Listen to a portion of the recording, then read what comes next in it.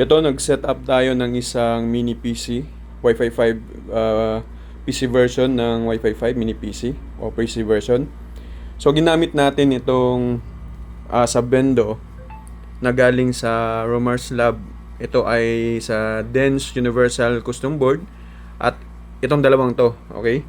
So, mabibili natin to sa Romars Lab Shopee. Ibibigay ko yung link sa inyo. Tinesting ko kasi siya kasi meron pong nag-comment na hindi daw pwede or hindi daw siya auto-select pag gamitin natin tong switch na ito sa Wi-Fi 5, no? Pero yun nga, tinesting natin. May dalawa tayong access point dito, VLAN 14 and 15. Ito naman sa bendo natin ay nakakonect sa 14, itong isa ay sa 15. So try natin kung di nga po ba auto-select. Okay, so kasi sabi ko auto-select siya. Sa Wi-Fi 5 maganda kasi parang plug and play na siya, no? So try natin, testing natin ngayon kung auto-select nga po ba.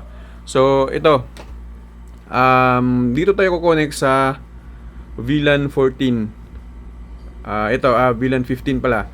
Sa VLAN 15 tayo na. Okay, kung mag-auto-select ba tayo. Kasi malalaman natin yan.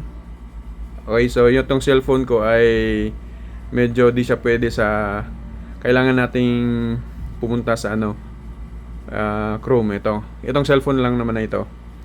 So, kailangan ko siyang i-type yung... Okay, 10.0.0.1. Ayan. Tapos... Ayan, nakita ninyo, VLAN 15 sub. So, meaning, automatic siya sa VLAN 15. So, try natin sa 14 kung mag-auto-select ba siya, no? Okay, auto-select.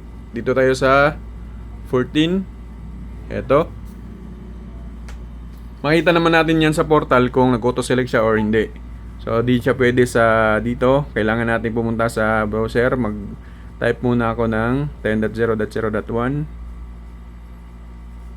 Okay, so nakita nyo po, VLAN 14 sub. Ibig sabihin, nag-auto-select siya. Gamit lamang po ang switch na ito. Di ko naman siya na-switch switch on sa VLAN dito sa mini PC sa admin ng Wi-Fi 5. Automatic siya na nag-auto-select. Ayan. So nakita nyo naman po, yun pong nag-comment na hindi daw pwede. Tinesting ko agad. Ayan, pwede. So, tested and proven mga kaibigan, di ba? Napakaganda. Talagang napakaganda nito. Eto.